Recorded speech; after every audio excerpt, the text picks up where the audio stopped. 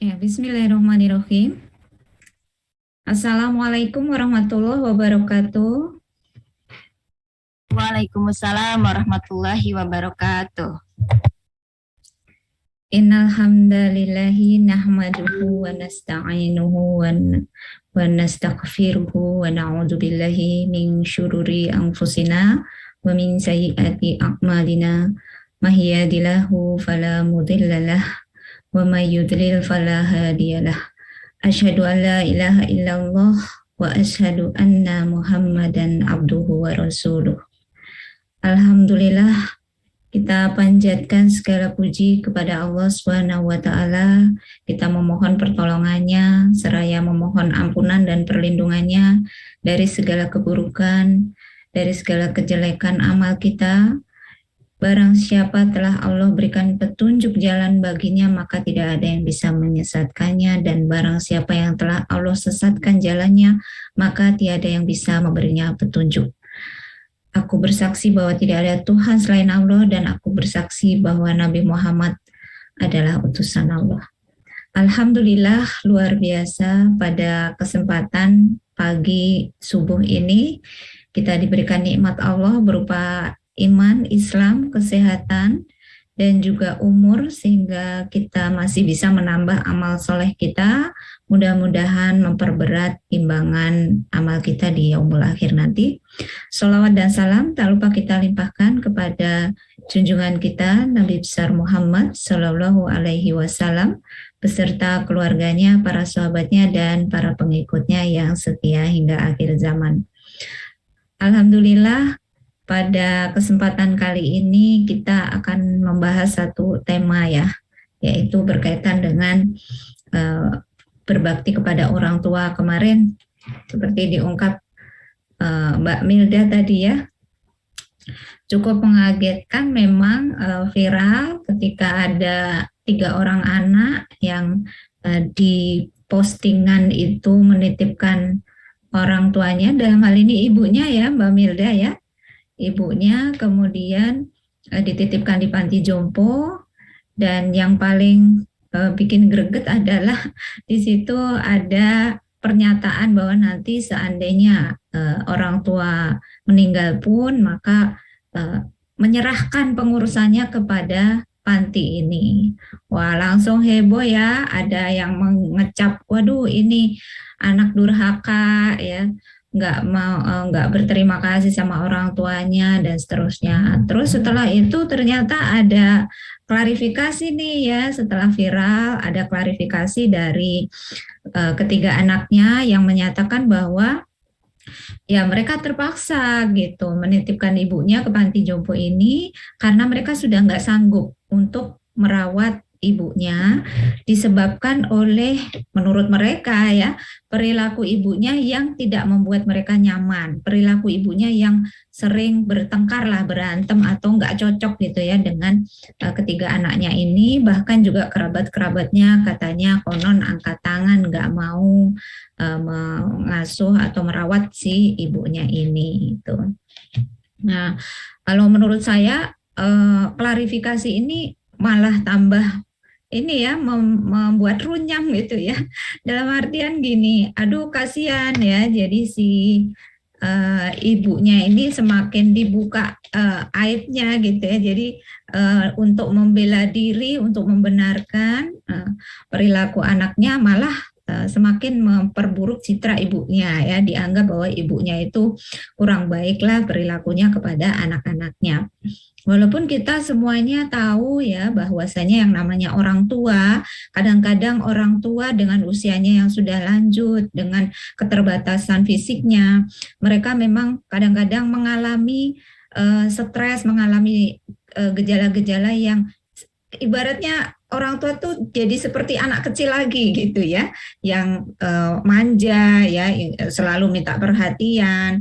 Kemudian anak itu kalau memperlakukan orang tua serba salah ya, dituruti salah, nggak dituruti salah ya. Memang karakter dasar orang tua ketika mereka sudah lansia ya, usia lanjut ya seperti itu. Sehingga kalau kita nggak sabar kemudian gara-gara ibu saya begini gitu ya, nggak bikin kita nyaman sebagai anak, malah kita berantem, jadinya kita takut menyakiti orang tua dan sebagainya gitu ya.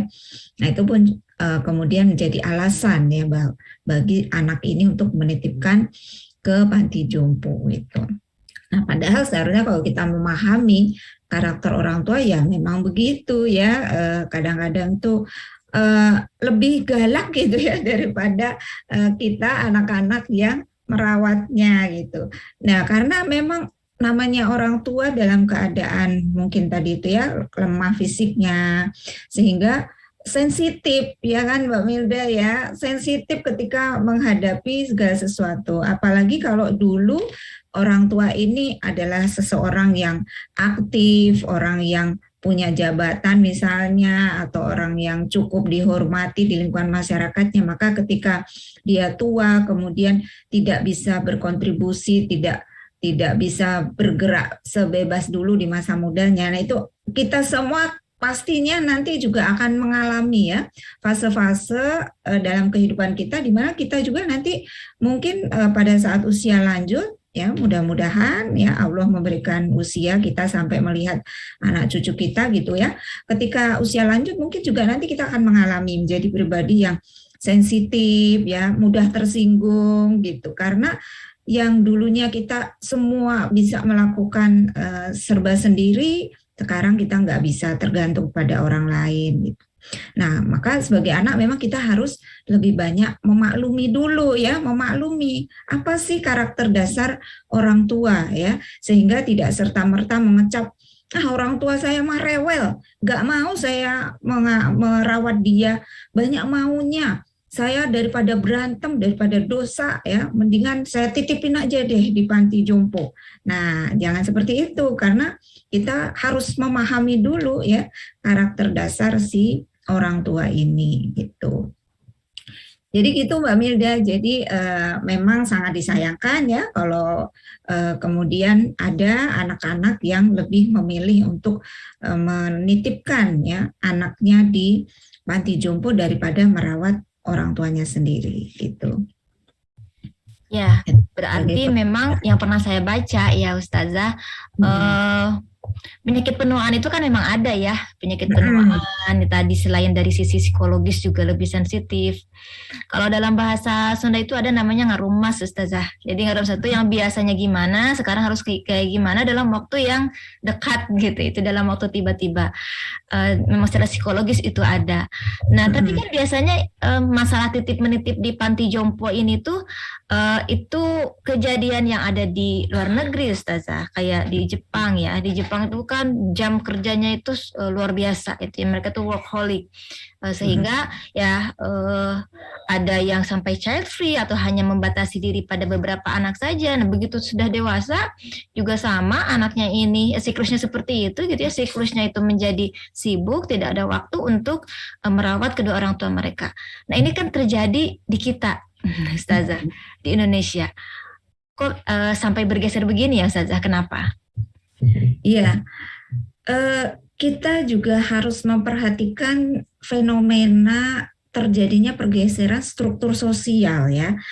Sebenarnya panti lansia, panti jompo atau sebutannya panti ureda ya dan sejenisnya lah untuk menitipkan lansia, itu tidak dikenal ya. Sebelumnya kan nggak dikenal ya dalam struktur budaya kita sebagai orang Timur, apalagi dalam struktur sosial budaya orang Islam, dalam peradaban Islam, itu nggak dikenal yang namanya panti jompo atau panti lansia ya. Struktur sosial di masyarakat ketimuran kita atau masyarakat Islam itu biasanya memang kita merupakan extended family gitu ya, keluarga besar ya, KB keluarga besar. Jadi bangunan rumah tangga itu bersifat komunal, di mana kita biasanya tinggal bersama beberapa generasi, minimal 3 generasi itu ngumpul lah gitu ya. Nah, ini misalnya di masyarakat Sunda saya lihat masih ya Mbak Milda ya, di tataran Jawa Barat misalnya ya, di dekat kita, sekitar kita itu 3 generasi biasanya ngumpul, yaitu kakek, nenek, anak, kemudian cucu ya. Nah itu 3 generasi ini biasanya kumpul dalam satu keluarga besar di mana hubungan kekerabatan mereka itu sangat kental ya. Mereka tinggal di lingkungan yang berdekatan ya, di rumah induk orang tuanya, kakek neneknya, kemudian ada dekat dia nanti rumah inti keluarga inti kecil yaitu ibu bapak dan anaknya, itu biasanya nggak jauh berbeda dekat.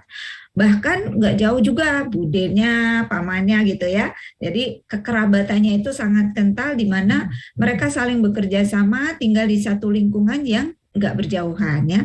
Mereka membangun sistem komunalnya sendiri di mana orang tua adalah bagian dari inti sebuah keluarga besar. Jadi kakek nenek atau orang yang lansia, usia lanjut ini tidak terpisahkan dari kerabat dan anak-anaknya. Ada orang tua, anaknya, anak-anak kandungnya, kemudian cucu. Ini adalah satu kesatuan. Namun memang struktur seperti ini tampaknya memang sudah lama bergeser ya, apalagi ketika terjadi ketimpangan pembangunan antar wilayah, di mana wilayah perkotaan itu pembangunannya pesat, lebih maju dibanding pedesaan, sehingga terjadilah perpindahan penduduk atau urbanisasi dari desa ke kota.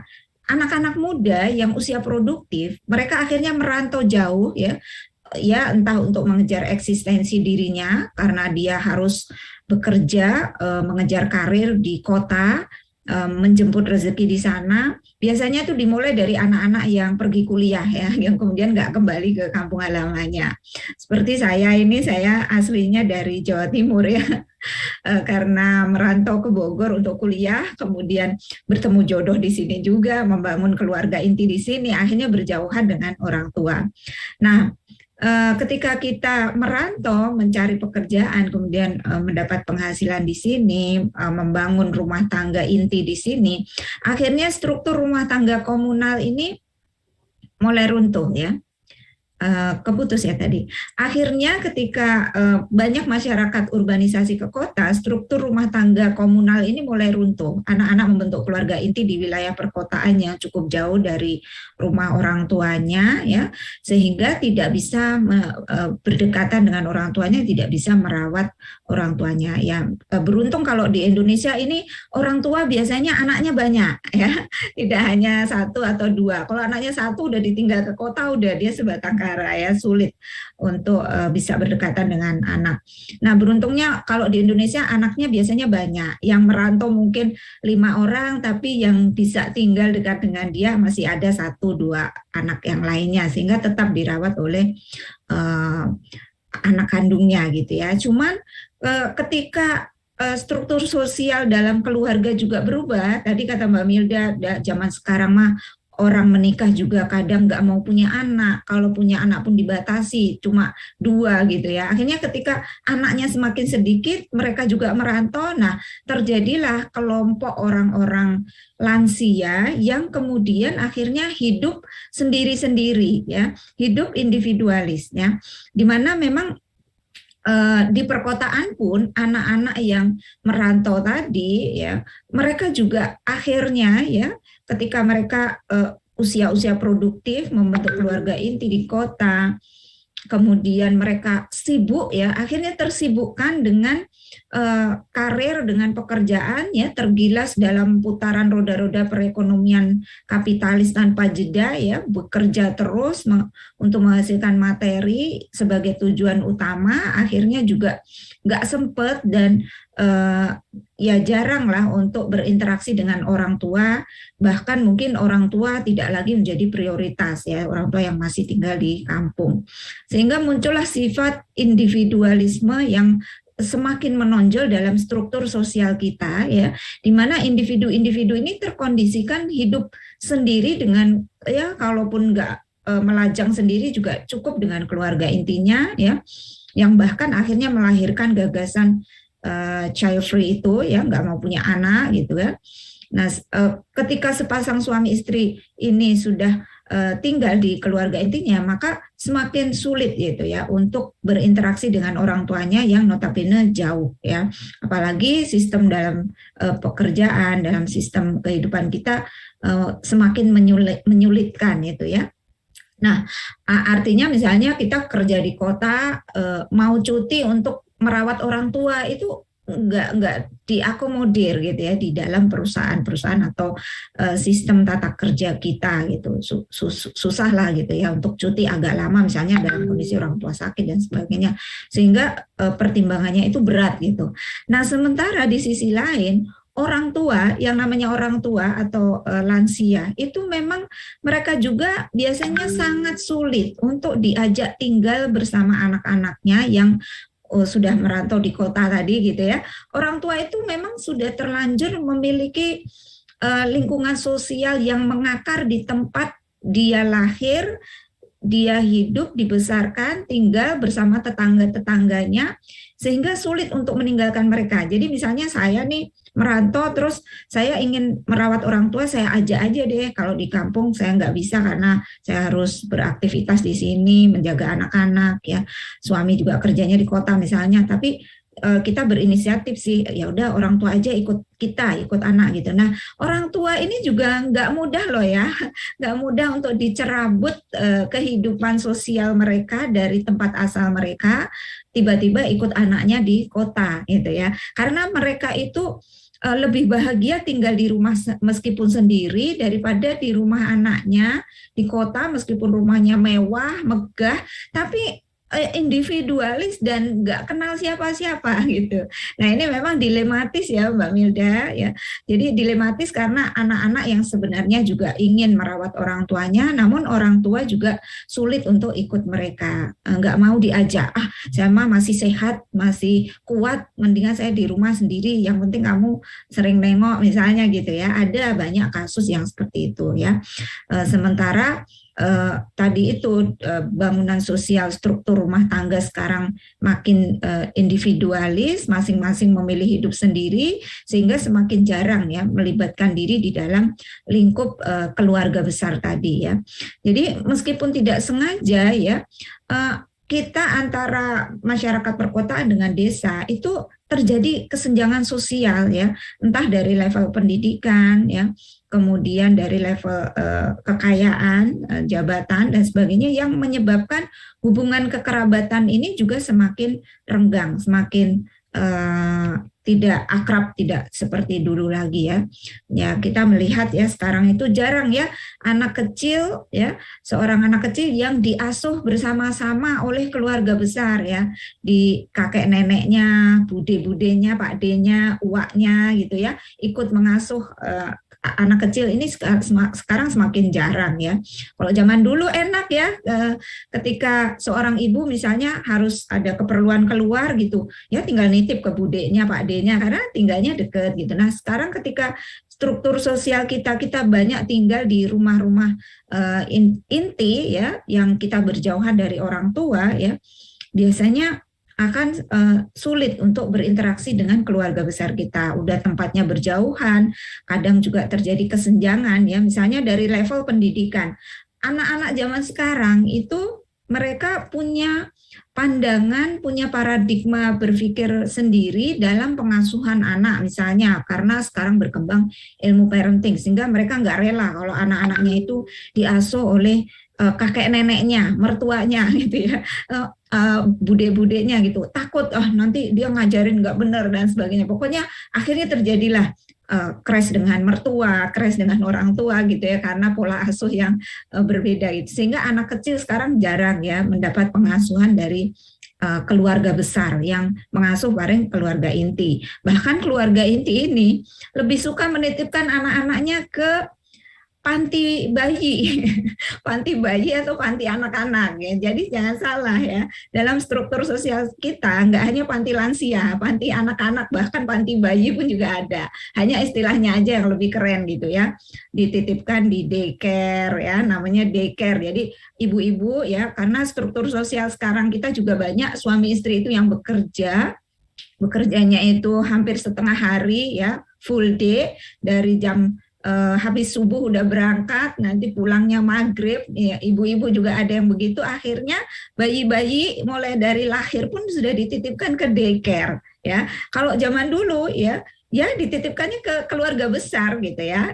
Di masyarakat pedesaan mungkin ini masih ya keluarga besar ikut mengasuh. Makanya ibu baru itu jarang yang mengalami stres, depresi atau baby blues syndrome ya, karena mereka lelah mengurus bayinya ini masih pada taraf batas kemampuan, disebabkan juga kerabat-kerabatnya itu ikut mengurus ya, ikut membantu gitu, melibatkan diri dalam pengurusan bayi. Nah sekarang keluarga-keluarga yang individualis ini ya justru nggak memberi kesempatan gitu kepada keluarga besar, tidak mempercayai mereka dan sebagainya. Tapi ironisnya mereka lebih mempercayakan diri kepada daycare. Memang kalau di daycare yang mengurus atau merawat bayi anak-anak mereka mungkin orang-orang yang terlatih ya, tapi dari sisi pemenuhan gorizah nau, kasih sayang ya, kasih sayangnya orang lain yang tidak ada ikatan darah itu beda ya dengan kasih sayangnya orang-orang yang dalam ikatan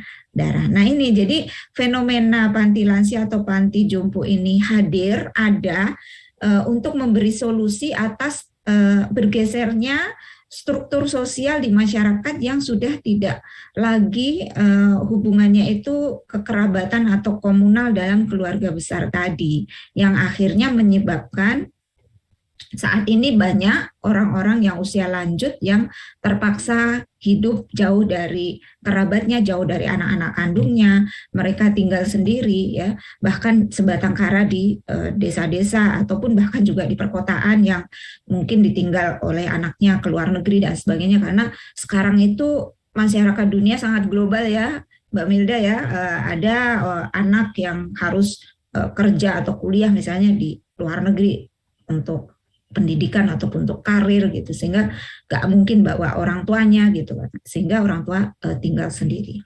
Nah ini penyebabnya kenapa panti jompo ini ada gitu, dan akhirnya masuk menjadi bagian dari yang dianggap solusi untuk mengatasi persoalan lansia gitu. Jadi kota itu lebih nyentrik, lebih menarik ya, sehingga ada ketimpangan tadi. Nah, yang merasakan hak perawatannya itu terampas itu tadi tidak hanya lansia, tapi juga ya para bayi ya, anak-anak. Memang terasa sekali. Kalau dulu ketika akan beraktivitas ya ibunya itu memang ada gitu, ada yang bisa mengasuh terlebih dahulu gitu. Kalau sekarang ya banyaknya di daerah saya khususnya itu terserap para bibi, gitu, para paman gitu, itu terserap ke daerah publik gitu. Nah, tidak hanya untuk beraktivitas di luar itu berpikir lagi, bahkan untuk punya anak lagi juga mikir lagi. Karena untuk merawat si kecil kakaknya gimana, apalagi kalau untuk deketan. Repot ya. Repot, dan saya juga merasakan dulu itu bukan untuk bekerja, untuk kajian saja punya satu anak, bawa dua anak, bawa tiga-tiganya dibawa gitu. Iya. Nah, hanya saja tadi selain juga struktur sosial, berarti juga ada unsur iklim ketenaga kerjaan ya yang turut andil gitu, yang tadi tidak support gitu kalau misalnya ingin mengabdi kepada orang tua, karena untuk cutinya saja itu kan susah gitu. Nah, di situ tadi diklarifikasi ya bahwa ketiga anak tersebut melakukan hal demikian juga ada ini ya, ada alasannya gitu. Dan untuk para anak yang lain gitu, mereka melihat bahwa di panti jompo ini kan tadi lebih terlatih gitu ya, mereka juga merasa nyaman. Ada juga gitu ya, pengakuan dari orang tuanya ya lebih merasa nyaman di sini, nggak cuma sendirian aja di rumah, ada ini juga gitu, ada teman-teman sesama lansianya lagi gitu. Walaupun begitu gitu ya, ada juga yang memendam rasa kalau dijemput anak-anak sih lebih seneng gitu. Nah, benarkah sebetulnya perawatan di panti jompo itu lebih baik gitu ya, karena mereka merupakan tenaga terlatih, ataukah ya mau bagaimanapun juga memang lebih baik dengan anak atau keluarganya sendiri? Iya. Jadi memang betul ya di faktanya ya, tidak semua panti jompo itu buruk dalam tanda kutip ya, tapi juga tidak selalu baik gitu ya. Eh, dan di Indonesia ini panti jompo lumayan, ada berapa ya? Kalau dari pusat BPS itu data tahun 2019 itu menyebutkan memang jumlah lansia itu cukup banyak ya, ada 27 juta jiwa ya, 27 juta jiwa yang sementara jumlah panti jompo itu ada sekitar 250-an ya panti jompo, sehingga kapasitasnya itu hanya sekitar 200.000 orang ya. Jadi masih tidak sebanyak di masyarakat barat. Nah, sebagian panti jompo ini mungkin memang mampu ya mengakomodasi kebutuhan dari para lansia ya, dari sisi fisik ya. Dari sisi fisik mungkin orang tua lebih terjamin perawatannya ya di panti lansia, karena memang perawat di panti lansia, panti jompo ini lebih terlatih daripada kita anak-anaknya yang mungkin kurang sabaran tadi ya. Nah, terlatihnya mereka untuk memperlakukan orang tua dengan baik ya, karena mereka digaji, dibayar untuk itu. Nah, kita ini sebenarnya bayaran anak-anak kita, anak-anak kandung merawat orang tuanya jauh lebih besar sebenarnya ya, bayarannya dibandingkan perawat. Kalau perawat yang merawat orang tua bukan orang tua kandungnya, bayarannya gaji setiap bulan mungkin ya. Tapi kalau anak-anak ya, merawat orang tuanya gajinya itu nggak terlihat ya, pahala dari sisi Allah sebenarnya kalau dihitung jauh lebih besar gitu. Nah, karena perawat ini sudah dilatih ya untuk memperlakukan para lansia ini dengan baik, baik secara psikologisnya maupun perawatan fisiknya, karena mereka dibekali, di training dulu gitu ya, sehingga memang betul secara fisik mungkin orang tua jauh lebih terawat ya. Kebutuhan mereka akan bersosialisasi dengan sesama lansia mungkin juga tercukupi, karena memang ada fakta ya, orang tua yang lebih nyaman di situ ya. Gimana nggak nyaman kalau di rumah dia diabaikan oleh anak-anaknya, ya pastinya merasa lebih nyaman di lingkungan panti jompo. Kalau dia misalnya ditelantarkan atau diabaikan dalam kasus misalnya anaknya jarang nengok gitu ya, kemudian dia dititipin di panti jompo aja deh biar lebih terawat ya, mungkin dia akan merasakan lebih terawat ya. Tetapi coba ditanyakan atau disurvei gitu ya kepada orang tua ini, khususnya mereka yang masih memiliki anak ya, masih memiliki anak atau kerabat ya. Ternyata ya kebutuhan batin para lansia ini tidak bisa dipenuhi ya, tidak bisa dipenuhi oleh pengasuh-pengasuh atau perawat-perawat sebaik apapun mereka ya, karena tidak adanya ikatan darah, tidak adanya ikatan kekerabatan, walaupun yang namanya persaudaraan itu tidak pandang darah ya. Sebenarnya kalau kita sesama muslim, ukhuwah Islamiyah, persaudaraan bisa karena akidah ya, faktor akidah ya. Tetapi manusiawi ya, sangat manusiawi ya, ketika seorang tua yang masih memiliki anak kandung atau kerabat itu, mereka tidak tercukupi ya, kebutuhan batinnya akan kasih sayang dan perhatiannya itu tidak tergantikan ya, kebahagiaannya tidak tergantikan bila dia diasuh langsung oleh anak-anaknya atau kerabat-kerabatnya, misalnya adik kakaknya ya. Nah, ini bukan kata saya aja ya, ini penelitian membuktikan bahwa ternyata ya tinggal di rumah jompo itu justru bisa meningkatkan risiko kematian ya. Kenapa? Karena di rumah jompo itu mereka menjadi orang yang frustasi, orang yang apatis, orang yang putus asa dan nggak memiliki motivasi untuk hidup lagi ya, karena ya udahlah, kayak mereka udah merasa nggak guna gitu ya sebagai manusia, udah jadi beban gitu kalau bahasa anak sekarang ya, aduh saya mah beban gitu. Nah, sehingga ketika di panti jompo itu hanya tinggal menunggu detik-detik kematian aja gitu ya, nggak punya harapan untuk hidup, nggak punya motivasi untuk hidup. Kenapa? Karena ya mereka di sana nggak ada yang bisa dilakukan ya. Mungkin ada sih agenda kegiatan acara. Di beberapa panti jompo itu ditemukan lansia itu kebanyakan hanya duduk di depan TV gitu ya, udah nonton TV yang banyakkan dalam kesehariannya. Aktivitas yang diagendakan oleh perawat ataupun pengasuh di panti jompo ini terbatas. Mungkin ada senam, ada membuat keterampilan, tapi karena faktor usia juga kan nggak mungkin ya diforsir untuk membuat kegiatan-kegiatan yang menguras tenaga atau energi gitu kan. Di sisi lain juga itu perlu dana, perlu anggaran, di mana panti-panti jompo ini juga punya keterbatasan anggaran atau dana kalau mau mengadakan kegiatan-kegiatan. Mungkin kegiatan ngaji, baca Al-Quran dan sebagainya kan itu juga tidak bisa selama waktu hampir 24 jam sehari ya. Sementara beda kalau mereka itu tinggal di lingkungan kerabat keluarga besarnya atau tinggal bersama anak dan cucunya ya, mereka melihat aktivitas anak-anaknya, melihat aktivitas cucu-cucunya, melihat mereka bersendaguro, bercengkrama dengan mereka, itu adalah bagian dari mood booster mereka ya. Itu adalah bagian dari penyemangat hidup mereka di masa tua ya.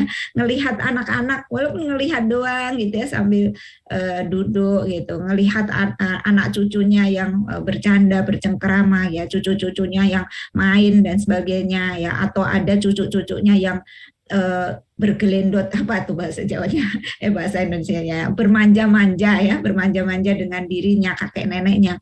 Itu adalah pemenuhan gorizah nau, kasih sayang dalam hubungan kekerabatan yang tidak bisa dipenuhi di panti jompo gitu ya. Nah ini dilansir di Daily Mail ya, penelitian yang dilakukan oleh ilmuwan Belanda terhadap 713 panti jompo ya. Di Belanda itu panti jompo banyak walaupun negaranya kecil ya, tidak seperti kita. 713 panti jompo itu membuktikan ternyata mereka yang disurvei itu merasa apatis ya, sehingga meningkatkan risiko kematian sampai 62% dalam waktu 4 bulan. Jadi kasarnya gini, kalau kita menitipkan orang tua ke panti jompo, itu usia mereka lebih cepat meninggal 4 bulan gitu ya. 4 bulan lebih cepat gitu meninggalnya daripada yang seharusnya gitu, karena sikap atau sifat apatis, frustasi, merasa tidak berguna tadi gitu ya.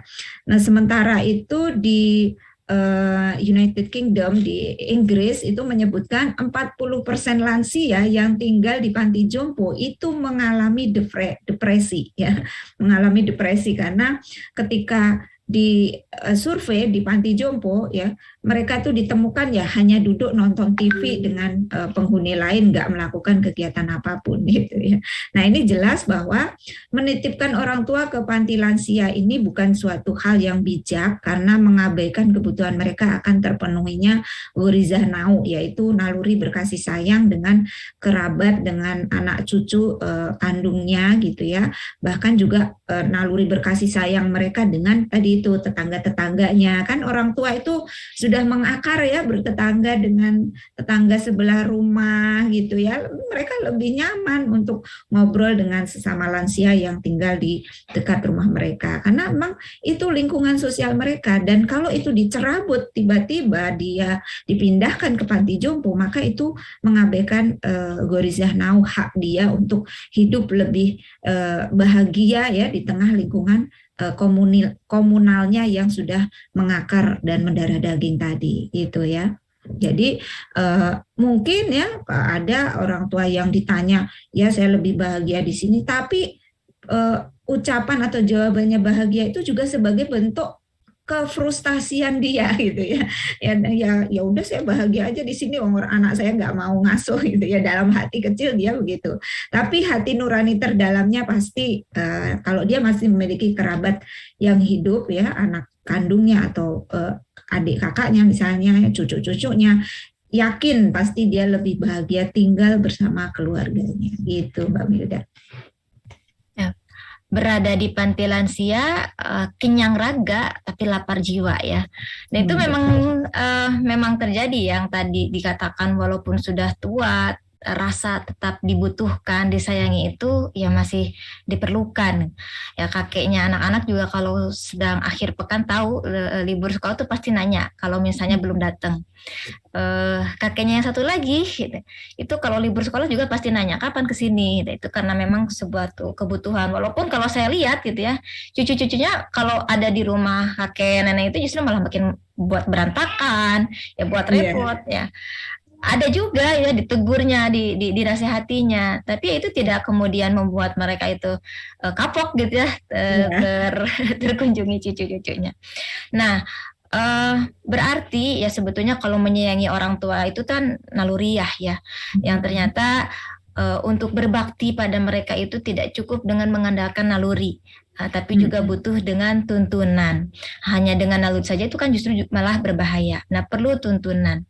Nah, lantas bagaimana sebetulnya Islam memandang perilaku anak yang tadi gitu ya, yang menitipkan ke panti lansia gitu, dan sebetulnya seperti apa sih seharusnya kita menghadapi orang tua kita itu? Iya.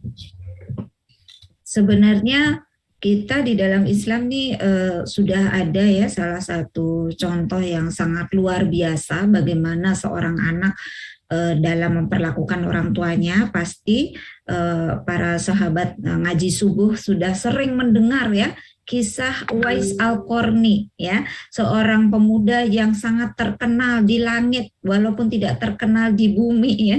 Karena apa? Karena baktinya kepada seorang ibu kandungnya yang sampai dia itu menggendong ibunya dari tempat tinggalnya jauh untuk menunaikan salah satu keinginan ibunya ke Baitullah gitu ya, sampai diupayakan gimana caranya, pokoknya saya harus bisa ya membawa ibu saya ya untuk beribadah di Baitullah itu. Nah, ini kisah Uwais Al-Qarni yang begitu luar biasa ya, baktinya kepada ibunya sampai dia itu melatih diri. Pokoknya saya harus kuat menggendong ibu saya, dianggap orang lain gila lah gitu ya, nggak masuk akal dia gendong bayi apa tuh kambing ya, dari usia bayi sampai usia besar ya, hanya untuk melatih supaya dia kuat menggendong ibunya. Kemudian ibunya akhirnya benar-benar digendong dia ya sampai ke Mekah dengan melalui perjalanan jauh berapa ratus kilometer jauhnya ya, hanya untuk mewujudkan salah satu keinginan ibunya. Nah, ini kan kisah yang luar biasa di dalam Islam ya. Semua apa yang di dunia ditinggalkan oleh Uwais Al-Qarni demi berbakti kepada orang tuanya.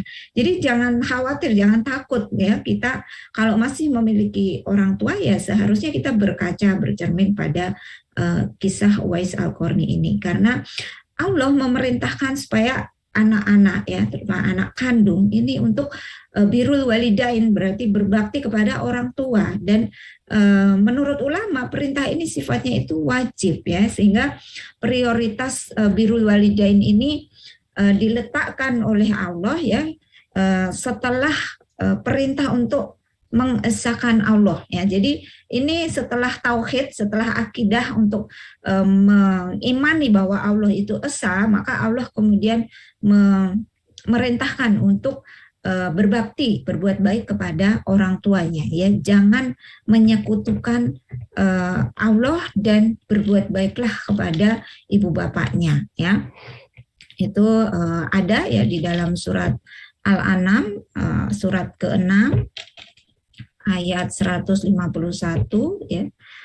A'udzubillahi minasyaitonirrajim. Bismillahirrahmanirrahim. Qul ta'alau atlu ma harama rabbukum alaikum alla tusyriku bihi syai'aw wa bil walidaini ihsanan. Katakanlah, marilah kubacakan apa yang diharamkan atas kamu oleh Tuhanmu, yaitu janganlah kamu menyekutukan sesuatu dengan dia dan berbuat baiklah kepada kedua ibu bapak ya. Birrul walidain ya. wabil walidaini ihsanan, ya, berbuat baiklah kepada ibu bapak. Nah, ini adalah salah satu pedoman kita, ya, bahwasanya kita diperintahkan untuk berbuat baik kepada orang tua kita, baik orang tua kita ini masih muda, ya, masih sehat, masih kuat, terlebih lagi dalam kondisi sudah lansia, ya. Kemudian Rasulullah Shallallahu Alaihi Wasallam juga menegaskan, kalau kita masih punya orang tua, ya, rugi anak-anak yang masih memiliki orang tua tapi tidak mampu menjadikan orang tua ini sebagai kunci untuk membuka surga, kunci atau jalan untuk mencapai atau meraih surga, ya. Abu Hurairah yang mengatakan bahwa Rasulullah pernah bersabda, sungguh hina gitu, ya, ini diulang sampai 3 kali, ya. Sungguh hina dan sungguh hina, ya. Lalu ada yang bertanya, kehinaannya untuk siapa ya Rasulullah, ya? Kemudian Rasulullah menjawab, yaitu orang yang mendapati kedua orang tuanya atau salah satunya dalam keadaan tua, ya.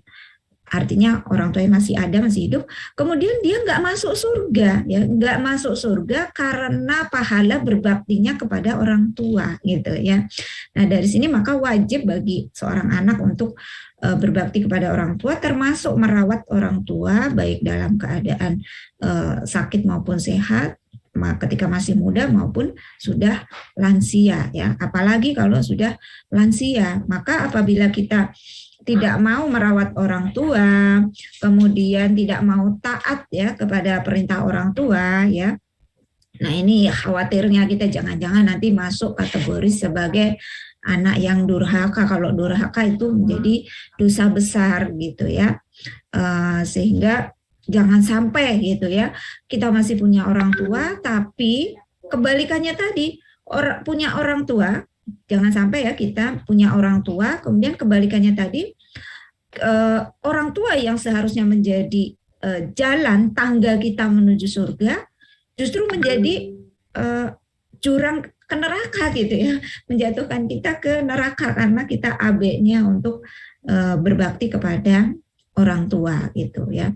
Nah, ini maka tinggi sekali amalan birrul walidain atau berbakti kepada orang tua itu, sehingga semestinya memang anak-anak muslim ini memiliki kesadaran tinggi, pemahaman yang tinggi untuk rela merawat orang tua kandungnya dengan penuh kasih sayang, ya. Sehingga ketika mengirimkan anak ke panti jompo, kalau orang tua nggak ridho, ya, orang tua menolak atau bahkan dikirimkannya karena dipaksa, ya, maka anak, ya, berdosa, menyalahi perintah Allah untuk berbuat baik atau birrul walidain, untuk berbakti kepada orang tua ini, ya.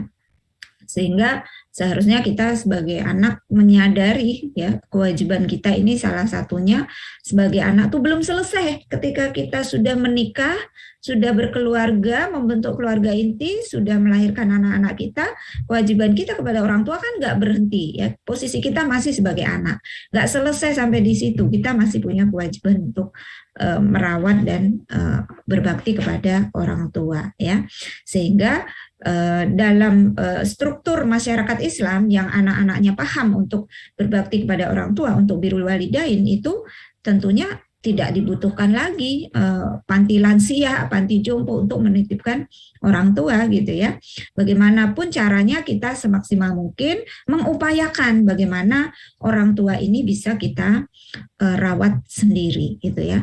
Kita rawat sendiri, kita kalaupun tidak dengan tangan kita, misalnya kita butuh bantuan perawat, ya, tapi tetap orang tua itu tinggal di lingkungan kita. Nah, ini karena ini adalah bagian dari perintah Allah, ya, di mana perintah untuk birrul walidain, ya, untuk berbakti kepada orang tua ini banyak disebutkan di dalam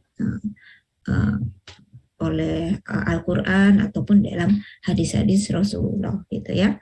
Dan banyak, ya, keutamaan berbakti kepada orang tua, ya, ketika kita menyayangi kedua orang tua secara fitrah, ya. Yang pertama, berbakti kepada orang tua itu bisa memanjangkan umur dan memudahkan rezeki, ya, karena di salah satu riwayat ya, Anas bin Malik radhiyallahu an, Rasulullah itu pernah bersabda, siapa yang ingin dipanjangkan umurnya dan ditambah rezekinya, maka hendaklah ia berbakti kepada kedua orang tuanya dan menyambung tali silaturahmi gitu ya. Di hadis riwayat Ahmad. Sering ya kita mendengar ya bahwa rezeki kita, kelancaran usaha kita itu berkat restu ibu, berkat restu orang tua kan gitu ya. Nah itu benar sekali karena memang itu ada hadisnya ya bahwa restu orang tua ya, doa orang tua itu barokah ya, berkah mustajab ya, sehingga kita menjadi orang seperti sekarang ini kan tidak lepas dari doa-doa orang tua. Maka sungguh tidak bijak ya kalau kita kemudian mengabaikan orang tua. Kalau mengabaikan orang tua berarti kita mengabaikan perintah Allah juga ya. Kemudian yang kedua, memang birrul walidain ini termasuk amalan yang dicintai oleh Allah ya. Dikisahkan Abu Amr Asy-Syaibani ini meriwayatkan bahwa dia mengatakan pemilik rumah ini ya, dia sambil menunjuk ke rumah Abdullah bin Mas'ud ya. Pemilik rumah ini menyampaikan kepadaku, aku pernah bertanya kepada Rasulullah ya, amalan apakah yang paling dicintai oleh Allah? Kemudian Rasul menjawab, sholat pada waktunya, itu dicintai oleh Allah. Kemudian apa lagi? Kemudian Nabi menjawab, berbakti kepada orang tua. Terus bertanya lagi ya, kemudian apa lagi ya Rasulullah? Kemudian jihad fisabilillah. Maka kemudian Ibnu Mas'ud mengatakan, beliau terus menyampaikan kepadaku ya, seandainya apa tuh amalan yang dicintai oleh Allah. Andaikan aku meminta tambahan, maka beliau akan menambahkan kepadaku. Hadis riwayat Bukhari. Artinya Ibnu Mas'ud ini ya, menegaskan bahwa Rasulullah itu mengingatkan amalan yang paling dicintai Allah itu sholat pada waktunya, kemudian berbakti kepada orang tuanya. Kemudian kalau ditanya terus ya jihad fisabilillah. Kalau ditanya lagi itu banyak lagi amalan-amalan yang dicintai oleh Allah. Nah ternyata yang disebutkan oleh Rasulullah itu yang kedua ya, amalan kita yang pertama dihisab adalah sholat kita. Kemudian yang kedua itu yang utama yang dicintai oleh Allah adalah berbakti kepada orang tua ya, birrul walidain. Kemudian yang ketiga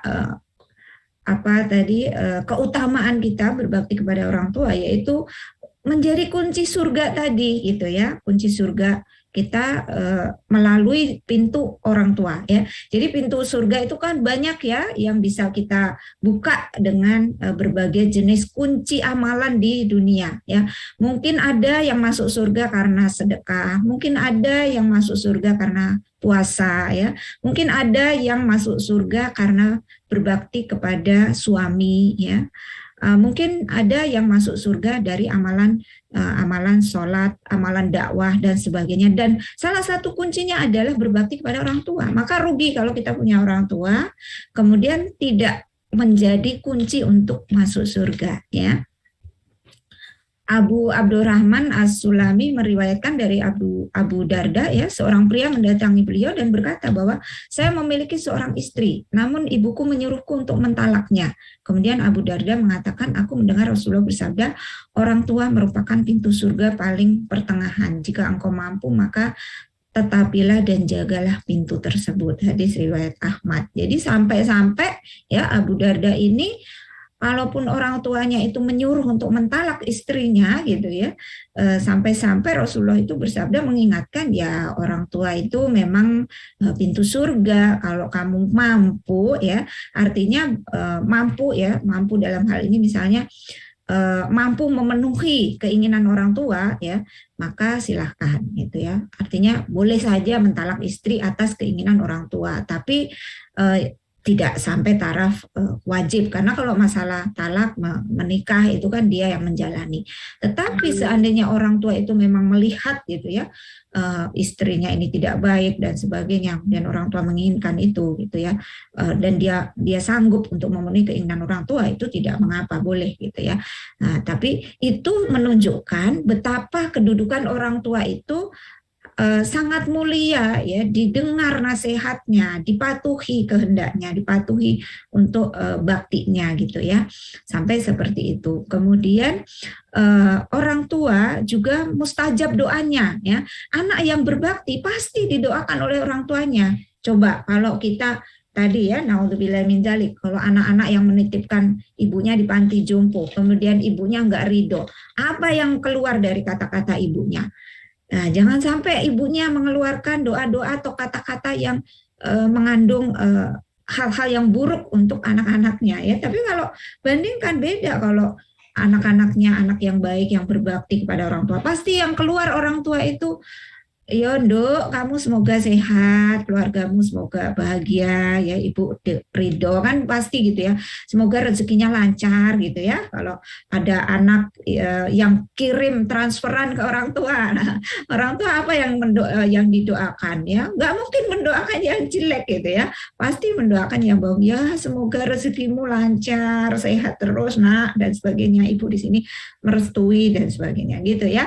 Nah, itu jangan sampai ya nanti orang tua mengeluarkan kata-kata di mana salah satu doa yang mustajab itu adalah kata-kata dari orang tua ya. Rasulullah pernah bersabda yang artinya ada 3 doa yang mustajab, tidak ada keraguan akan hal itu, yaitu doa orang yang dizolimi, doa orang musafir, dan doa orang tua untuk kebaikan anaknya ya. Hadis riwayat Ibnu Majah itu kan sering kita dengar ya, bahwa doa orang tua, restu orang tua itu yang utama. Itu ya. Kemudian orang tua ini juga menjadi berbuat baik kepada orang tua ini merupakan salah satu sebab juga dikabulkannya tobat ya. Kalau kita pernah melakukan maksiat kemudian tobat nasuha, nah itu salah satunya juga dari perbuatan baik kita kepada orang tua ya. Seorang pria pernah datang kepada Rasulullah. Dia berkata, wahai Rasulullah, saya telah melakukan dosa besar. Apakah masih ada pintu tobat untukku? Kemudian Rasulullah bertanya, apakah kamu masih punya orang tua? Gitu ya. Kemudian dia mengatakan tidak, gitu ya. Tapi kemudian Rasulullah menanya lagi, apa kamu masih punya saudara ya, kerabat dari ibu misalnya? Iya, kalau gitu berbuat baiklah kepadanya gitu ya. Walaupun udah nggak ada orang tua, tapi ada orang yang dituakan ya, kerabat uaknya itu masih hidup. Nah, sebagai pengganti orang tua itu ya supaya tobatmu diterima, berbuat baiklah kepada orang tua. Kalau orang tua kita masih ada, kalau orang tua udah nggak ada, kerabat-kerabat orang tua ini juga anjuran dari agama kita ya, perintah dari agama kita. Kita kalau orang tua kita sudah nggak ada, kita juga diperintahkan untuk berbuat baik kepada orang-orang yang mencintai orang tua kita, kerabat-kerabat orang tua, tetangga, teman, sahabat orang tua kita kan gitu ya. Seperti itu. Jadi ini banyak sekali ya keutamaan, dan ingat bahwa ridho orang tua adalah juga ridho Allah ya, kunci dari keridhoan Allah ya. Ridho Allah tergantung kepada ridho orang tua, murkanya Allah tergantung kepada murkanya orang tua. Nah ini menjadi motivasi semangat kita untuk berazam ya, untuk bertekad insya Allah kita menjadi anak-anak yang berbakti kepada orang tua. Begitu ya Mbak Milda dan jamaah ngaji subuh yang dirahmati Allah Subhanahu wa taala. Ya. Silakan para sahabat, para jamaah untuk menuliskan tuh tadi banyak poin ya, di antaranya keutamaan birrul walidain, itu silakan dituliskan supaya semakin meramaikan ya pagi hari ini. Dan konon dengan komentar-komentar itu akan semakin menebarkan tadi ya, memviralkan tayangan ini dan kemudian menebarkan kebaikan. Nah, demikian mulianya birrul walidain sampai tadi kedudukannya itu kan menempati posisi kedua setelah tauhid. Berarti di sini perlu adanya support ya, perlu adanya support, dan yang lebih luas berarti support sistemnya gitu. Sedangkan yang sekarang kita rasakan susah gitu ya untuk kemudian mengharapkan support sistem kita bisa berbakti pada orang tua. Nah nanti nih Ustazah, ketika di negara yang menerapkan Islam, ya karena birrul walidain sendiri itu kan perintah dari Islam ya, perintah dari Allah. Kalau ada warganya yang melakukan pengabaian terhadap perawatan orang tuanya, apa sebetulnya yang akan dilakukan oleh penguasa saat itu? Ya, sebenarnya adanya panti jompo atau panti lansia itu memang berasal dari budaya Barat ya, berasal dari struktur sosial masyarakat di Barat khususnya, karena di sana itu memang mengalami kerusakan struktur sosial yang sudah parah, katakanlah gitu ya. Dan itu adalah fenomena global di mana populasi dunia di sana semakin menua ya, sehingga struktur populasi atau struktur kependudukan itu tidak seimbang. Lebih banyak orang tuanya daripada orang yang usia produktif gitu ya. WHO memperkirakan ya tahun 2050 nanti itu akan ada hampir 2 miliar penduduk dunia yang berusia di atas 60 tahun. Nah, jadi semakin tinggi tingkat kesejahteraan, harapan hidup juga semakin panjang, khususnya di negara-negara maju, negara-negara yang sudah sangat peduli dengan kesehatan ya. Angka orang berumur lanjut, angka lansia ini akan naik 3 kali lipat dibanding tahun 2000. Jadi jumlahnya itu akan mencapai 2 miliar di seluruh dunia. Banyak banget gitu ya. Jadi di antara miliaran penduduk dunia itu lebih dari 2 miliar nanti itu akan berusia 60 tahun ke atas. Nah, di Indonesia itu diperkirakan nanti mencapai 80 juta jiwa atau sekitar 23% dari proporsi penduduk. Jadi kalau tahun 2019 jumlah lansia di Indonesia itu 27 juta, nanti 2050 itu diperkirakan 80 juta. Nah, bisa dibayangkan nanti kalau jumlah lansia ini semakin banyak, sementara kita masih diterapkan sistem sekuler seperti saat ini, sistem kapitalisme, kita mengikuti sistem yang berasal dari Barat, maka mungkin nanti jumlah panti jompo itu akan semakin menjamur, semakin banyak untuk tempat perawatan lansia-lansia orang-orang tua ini gitu ya. Nah, mudah-mudahan sebelum 2050 ini sudah bangkit peradaban baru, peradaban Islam ya, sehingga tidak dibutuhkan panti-panti jompo, tapi yang dibutuhkan adalah tadi subsistem dari negara, bagaimana negara Islam ya yang dipimpin oleh seorang pemimpin yang menggunakan aturan yang bersumber dari wahyu Allah ya, ikut berkontribusi mengatasi persoalan lansia ini ya.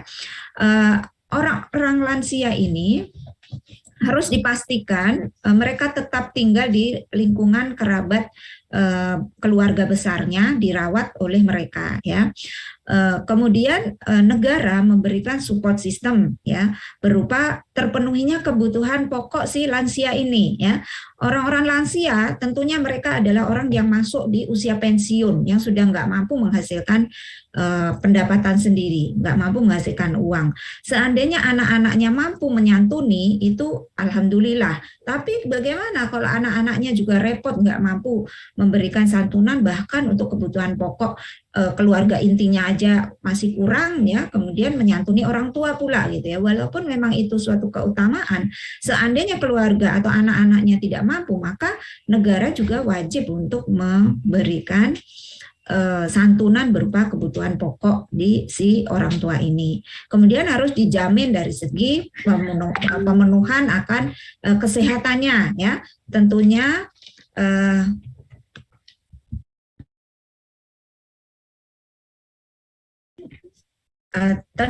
ya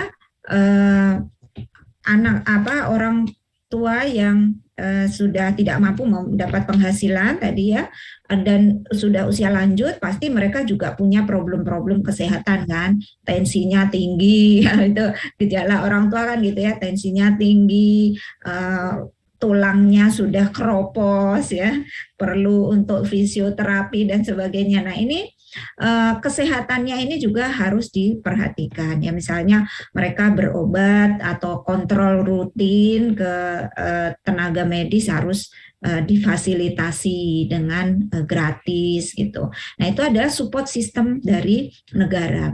Kemudian untuk memastikan bahwa orang tua ini dirawat oleh kerabat dan anak-anaknya ya, di sistem kerja misalnya untuk orang-orang yang masih usia produktif juga harus lebih ramah dengan lansia gitu ya. Misalnya izin cuti untuk merawat orang tua, ini juga harus mendapatkan prioritas ya, tidak boleh diabaikan ya, tidak boleh dipersulit gitu kan. Oh, bolak-balik cuti aja, bolak-balik cuti gitu ya. Misalnya bapak-bapak ya, para suami yang bekerja mencari nafkah dan bekerjanya itu di sektor swasta atau menjadi pegawai negeri, pegawai negara yang jam kerja itu sangat ketat, dibatasi oleh absensi yang sangat tidak ramah ya. Pokoknya cuti setahun itu maksimal cuma 12 hari. Wes kondisi darurat apapun jadi tidak ditoleransi gitu. Nah, ini juga butuh aturan dari negara, subsistem yang memberikan support, memberikan toleransi lah. Kalau misalnya dia harus merawat orang tua gitu ya, nah itu harus diberikan toleransi ya, sehingga memberikan cuti yang agak longgar untuk perawatan orang tua. Ini paradigma seperti ini juga harus ditanamkan ya, supaya bos di perusahaan tidak semena-mena ketika nanti karyawannya cuti untuk merawat orang tua terus dipecat dan sebagainya gitu ya. Jadi ini untuk jaminan menjamin bahwa orang tua dirawat dengan baik. Nah, kalau ada anak-anak yang tidak mau merawat orang tuanya, negara juga berhak untuk memaksa gitu ya. Memaksa dalam tanda kutip untuk merawat si orang tuanya ini ya. Nah, untuk orang tua yang sudah tidak punya kerabat, orang tua yang sebatang kara, nah di sini mungkin perlu ya, negara itu boleh saja mendirikan panti jompo ya, atau panti lansia atau apalah istilahnya, rumah untuk lansia. Ini boleh saja negara memfasilitasi itu untuk orang tua yang memang sudah sebatang kara, tidak punya anak, tidak punya kerabat ya, itu hukumnya boleh. Atau mungkin orang tua yang masih punya anak sebenarnya, tapi anaknya juga punya keterbatasan, misalnya anaknya cacat, gila, atau anaknya sangat miskin gitu ya, sehingga di rumahnya juga tidak kondusif, maka kemudian orang tuanya ridho untuk diasuh atau dirawat di panti jompo. Jadi yang penting itu terletak kepada keridoan orang tua ya. Seandainya orang tua itu ya, pilihannya sendiri gitu ya, tanpa paksaan, udahlah kasihan kamu juga repot ngurusin keluargamu, anak-anakmu ya, kepayahan nanti mengurus saya gitu, udah saya tinggal di panti lansia aja. Nah, panti lansianya di dalam Islam kan nanti di situ difasilitasi dengan kegiatan yang baik, yang mendekatkan diri kepada Allah ya, sehingga tidak frustasi, tidak apatis gitu ya. Di panti lansia itu mungkin nanti akan diperkuat lagi tauhidnya, imannya, ngajinya, pokoknya didekatkanlah dengan ketaatan kepada Allah gitu ya. Nah, itu boleh-boleh saja negara memfasilitasi adanya panti jompo seperti itu. Tetapi panti jompo ini bukanlah solusi utama, solusi prioritas dalam menuntaskan persoalan penduduk yang berusia lansia ya. Tapi ini adalah alternatif terakhir ketika keluarga intinya sudah tidak ada kesanggupan untuk memelihara, merawat dengan baik, dengan ahsan, dengan fasilitas yang memadai untuk orang tua. Dan yang terpenting adalah keridoan orang tua dan kesadaran orang tua sendiri tadi, bukan karena dipaksa atau paksaan. Begitu ya, Mbak Milda. Ya, luar biasa ya. Nanti ketika ya Islam itu menjadi landasan dalam sendi kehidupan kita, luar biasa barokah gitu. Itu pahala mengalir dari mana-mana. Walaupun repot ya, untuk para kaum muslimnya, itu para umatnya, itu pahala. Seperti itu ya paradigma juga yang harus ditanamkan. Ya, waktu sudah menunjukkan pukul 6.15. Di sini juga sudah sangat ramai. Dengan pertanyaan, kemudian tadi dengan wujud syukur. Tadi ada yang menyebutkan sambil lihat ini sambil pijitin orang tuanya, katanya Ustazah. Mulai dari ramai ya, mulai dari Samarinda, Bekasi, Sukabumi, Bandung, ya Makassar bahkan. Gitu. Nah, insya Allah kita akan memasuki ke tanya jawab ya Ustazah, ke sesi diskusi, tapi sebelumnya ada informasi yang ingin disampaikan oleh tim terlebih dahulu. Silahkan.